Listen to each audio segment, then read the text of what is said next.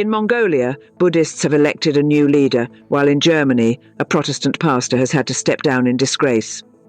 Pope Francis has called an unpopular politician to offer congratulations, and Belgian bishops are preparing to attend a street rally. Will Ukraine survive the winter without help? Will we celebrate the introduction of a 4-day workweek? Stay tuned to Safira FM for more on these stories. Thursday, November 23rd, we welcome you. A heated debate took place in the Polish Sejm over a civic project concerning the funding of in vitro fertilization from the state budget. A member of parliament representing the Civic Initiative Committee, Yes for In Vitro, accused the ruling party of ideologically abolishing the program. The project, submitted in the previous term, proposes allocating at least $500 million zloty annually for in vitro. The vote on rejecting the project at the first reading is scheduled for next Tuesday. In Mongolia, Dulamirksagin Jawzandoj has been appointed the new head of the main Buddhist center. His inauguration took place at the Gandanteg Chenlin Monastery in Ulaanbaatar, attended by politicians and diplomats. Jawzandoj, a 43-year-old doctor of Buddhist philosophy educated at one of the leading Buddhist monasteries in India, has announced plans to integrate monastic and secular education and activate cooperation between temples and academic institutions. Pope Francis called Javier Milei, the president-elect of Argentina, to congratulate him on his electoral victory. Milei, a liberal economist from the La Libertad Avanza coalition, will take office on December 10th. During the call, Milei invited the Pope to visit Argentina. They discussed health, education, and poverty. Previously, Milei had criticized the Pope, and Francis was not indebted to the president. Will there be a truce? This is likely to become clear next year. Annette Curtius, a 60-year-old pastor, resigned as the chairperson of the Council of Protestant Churches in Germany.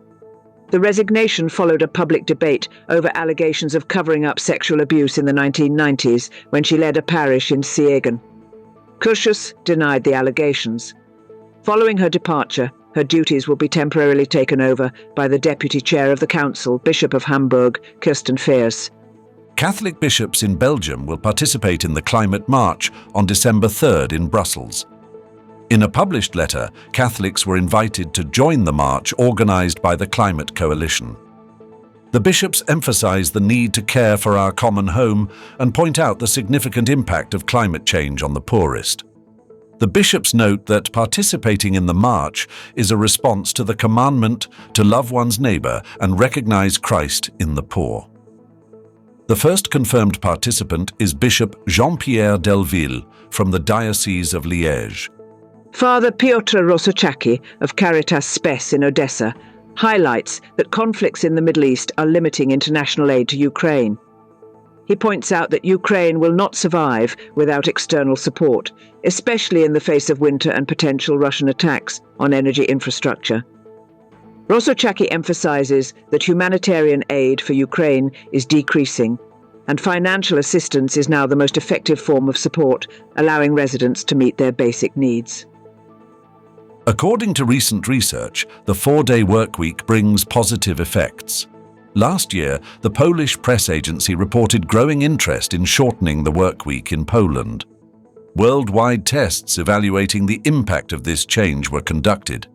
This year's research by the University of Cambridge and Boston College, involving 61 organizations and businesses, showed reduced stress and illness among employees. There were fewer workplace accidents and a significant decrease in sick days. Employee productivity also increased. 5-year tests in Iceland showed that a shorter working time also increases social activity. At the beginning of the 15th chapter of the letter to the Romans, Paul the Apostle emphasizes the importance of supporting those in the Christian community who have weaker faith. He encourages the strong to tolerate the imperfections of the weaker, not driven by their preferences, but by kindness to others. Paul points out the need for empathy, delicacy, and love towards those struggling with doubts and fears. He emphasizes that such support is an expression of unity and love in the image of Jesus, who is the model of bearing others' burdens. This was the news service of Safira FM. We are glad you are with us. May God bless us all.